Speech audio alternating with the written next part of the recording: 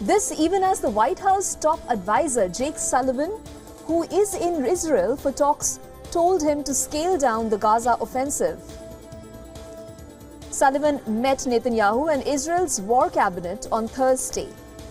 The White House says he urged Israel to shift from high-intensity military operations to a more targeted phase. Now, speaking to the media, he said, the governance of the West Bank and Gaza Strip needs to be connected under a revamped and revitalized Palestinian Authority. Earlier, Israel's Defense Minister Yoav Gallant said it will take more than several months to destroy Hamas. Now, Israel faces mounting international pressure and isolation amid its onslaught that has killed thousands so far.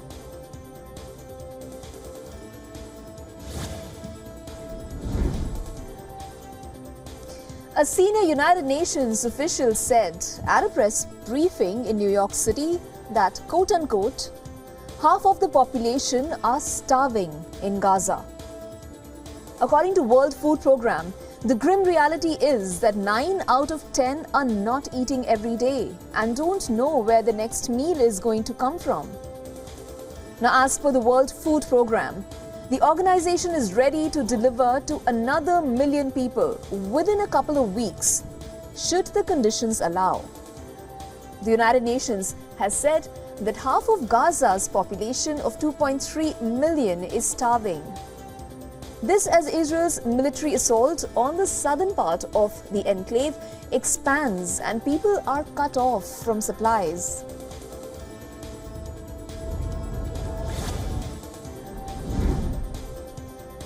Demonstrators in Ecuador are calling for an immediate ceasefire in Gaza.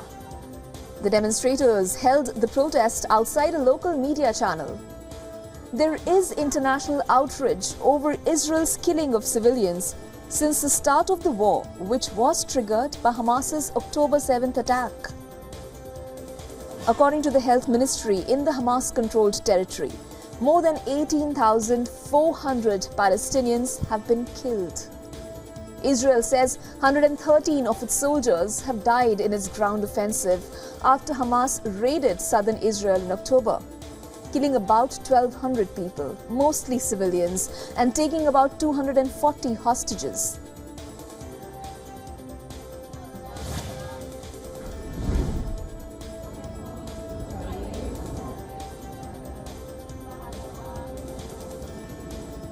Meanwhile, a Jewish protest group demanding a ceasefire in Israel's war in Gaza has blocked a major highway in Philadelphia, snarling rush hour traffic.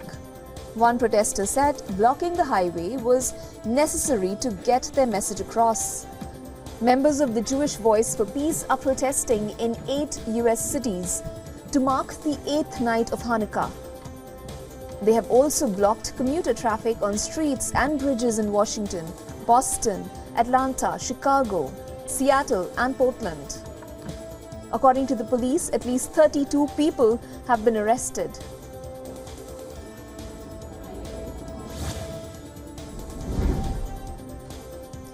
One of Hong Kong's most important cases to be tried under national security laws will kick off on Monday for former media tycoon and Democrat Jimmy Lai.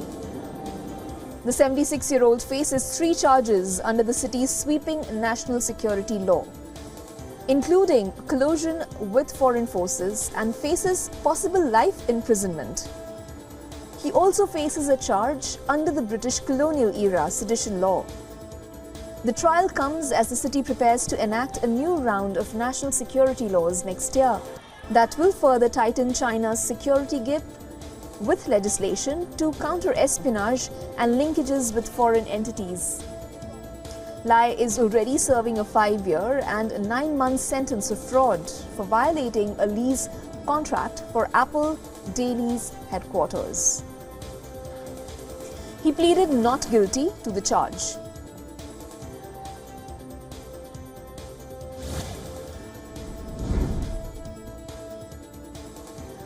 Seven people have been arrested in Denmark, Germany and the Netherlands for plotting terrorist attacks.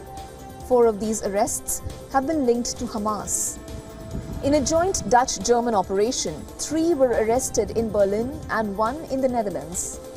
In a separate incident, 3 others were arrested as terror suspects in Denmark. The German police in a statement said that all 4 suspects arrested in the Netherlands and Germany were in direct and close contact with Hamas's military branch. The arrests include a Dutch national, 2 Lebanese-born and an Egyptian. Prosecutors said that one of these suspects was working on curating a list of weapon sources. These weapons were to be taken to Berlin and kept ready for potential terrorist attacks on Jewish targets.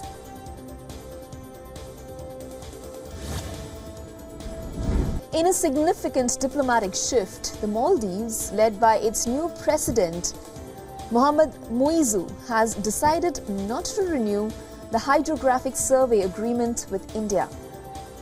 This comes merely a month after urging India to withdraw its military personnel from the region. The now shelved survey is a cooperation between the Indian Navy and Maldives National Defence Force in the field of hydrology. It was signed in 2019 during Indian Prime Minister Narendra Modi's visit to the South Asian island nation. Under this previous agreement, the Indian Navy conducted 3 hydrographic surveys in the Maldives. They focused on improving navigation safety, economic development, security and defence cooperation.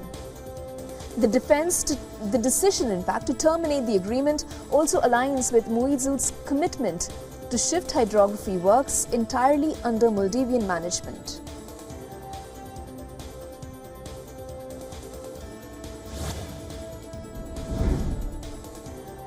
Updates from the investigation into the security breach in the Indian Parliament now.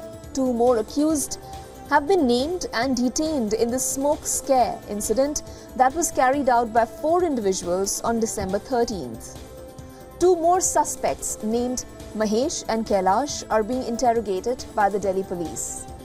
As per sources, the 7th accused named Mahesh also played a big role in the conspiracy, along with the mastermind, Lalit Jha.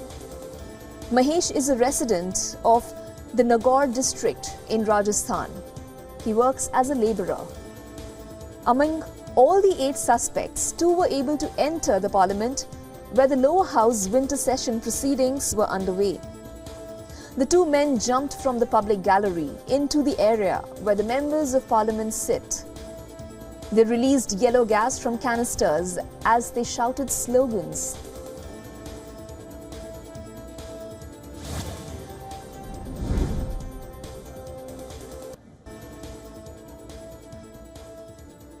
Indian Prime Minister Narendra Modi is set to inaugurate the new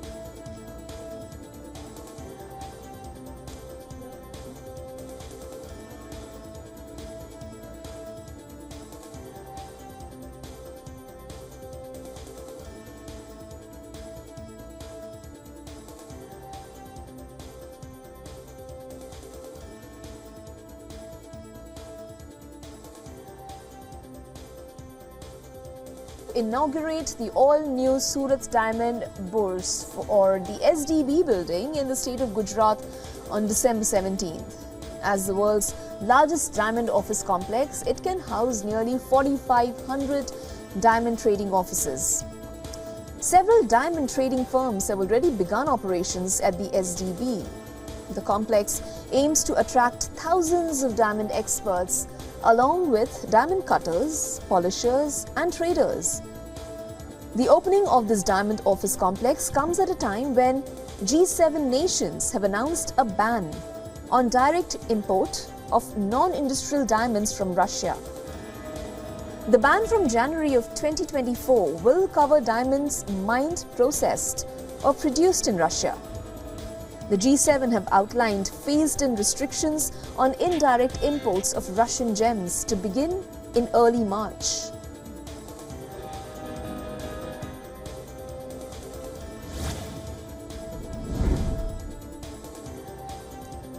The US House and Senate have approved a $886 billion defense policy bill The nearly 3,100-page National Defense Authorization Act for fiscal year 2024 will now go to President Joe Biden for his signature. The package would authorize $14.7 billion for the Pacific Deterrence Initiative to counter Chinese aggression. It would establish a training, advising and institutional capacity building program for the military forces of Taiwan. It would enable the implementation of the AUKUS agreement between the United States, the United Kingdom and Australia, and authorize the eventual sale of nuclear-capable submarines to Australia. It also envisages an increase in the frequency and scale of exercises conducted by the US Indo-Pacific Command.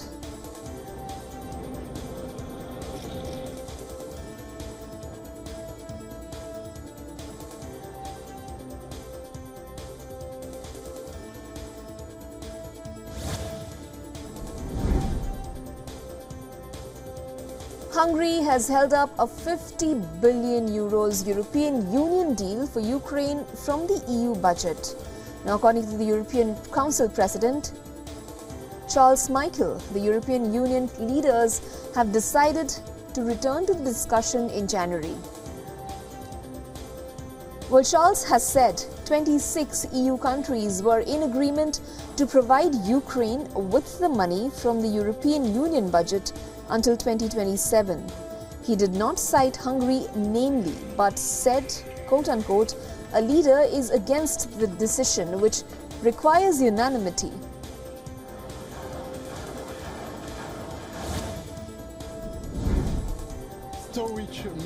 EU leaders agreed to open talks with Ukraine on adjoining the bloc after Hungarian Prime Minister Viktor Orban ducked out of his threat to veto the plan. European Council President announced the decision, which also included starting negotiations with Moldova as a signal of hope for their people and for the continent. Orban, who had insisted for weeks he would block the move, agreed not to be in the room when the other leaders made a consensus decision. The Hungary Prime Minister denounced what he dubbed a completely senseless, irrational and wrong decision, but complained that 26 other countries insisted the decision be taken. If he had chosen to use his veto, Orban could have derailed the summit. He backed down one day after the European Commission unlocked $10.4 billion in frozen funds for Hungary.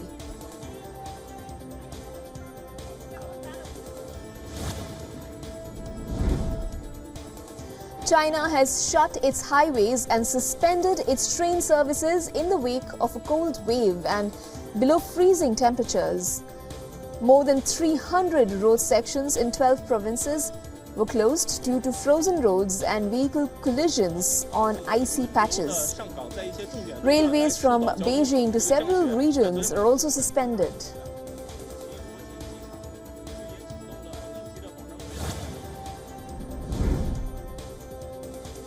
One of Brookfield Zoo's polar bears, Hudson, has turned 17 years old.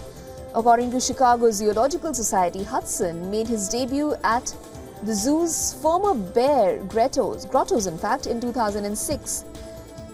Hudson celebrates his birthday with a savory ice cake and a sweet ice treat topped with raisins. He was seen throwing around a barrel that is one of his favorite enrichment items after having the birthday feast.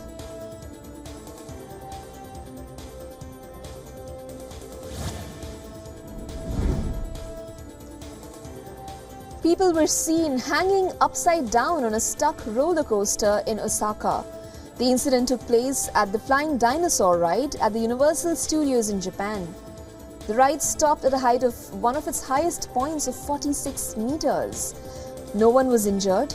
Studio workers led the stuck riders to safety.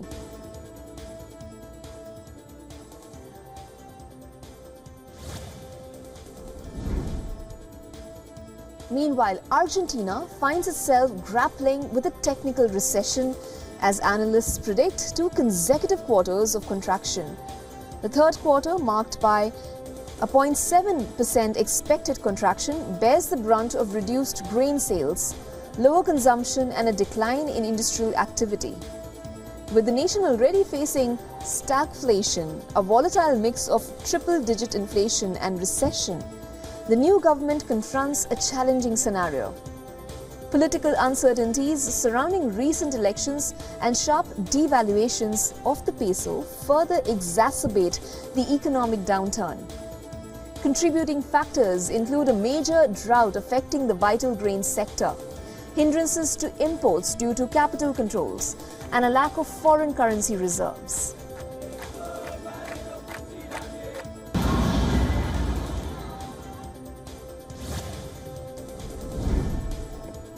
In a dynamic week for oil markets, prices surged on the back of a bullish forecast from the International Energy Agency. Now, this indicates a promising future with a projected 1.1 million barrels per day increase in global oil consumption by the year 2024. The US Federal Reserve's dovish pivot midweek further propelled oil markets, hinting at future interest rate cuts. A weakened dollar resulting from the Fed's announcement made dollar-denominated oil more accessible for foreign buyers. Meanwhile, China's economic challenges, particularly a decline in refinery runs, added pressure. Now, despite these hurdles, positive indicators in industrial output and retail sales offered a glimmer of hope amid China's post-COVID economic recovery.